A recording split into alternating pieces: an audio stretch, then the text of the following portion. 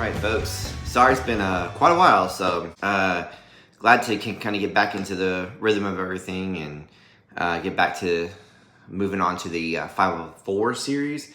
This is strictly 504 series, as in like what should happen during the 504 meeting and then the 504 plan. What should the 504 plan have? So as far as a section 504 meeting, it's kind of similar to an IEP in the sense that you definitely have to have somebody who has knowledge of the child, and you have to have somebody that can facilitate all the paperwork. And in IEP, you would definitely need an LEA, and you would need a teacher.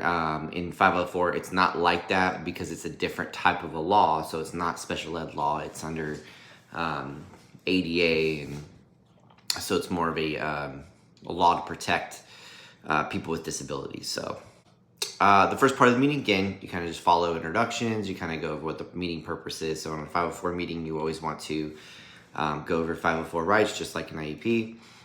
And then you're going to talk about essentially present levels, or what are the concerns. You want to know any medical conditions. You want to know any progress. Meaning, again, you're going to go over parent input, teacher input. And if it's an annual review of the 504, you are going to discuss whether or not changes need to be made to the plan, things like that. So a lot of times, myself, I work in a middle school, so if I get plans from elementary school, some of those accommodations don't necessarily apply to middle school. So if you need accommodation changes, you definitely have to meet as a team.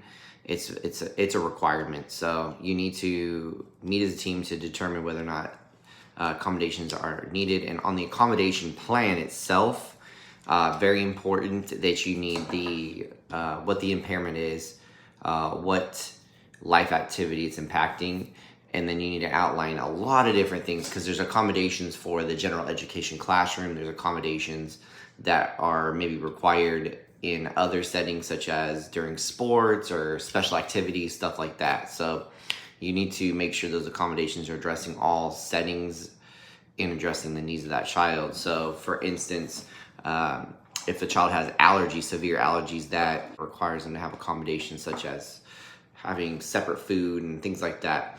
Well, those accommodations would apply for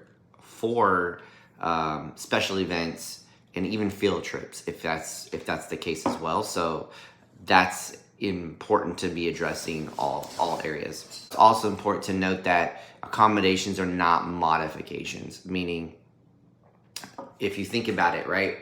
If we're going back to that, what is Section 504? It's about access and discrimination. Access to the curriculum would be, my student with ADHD struggles with work completion, all right?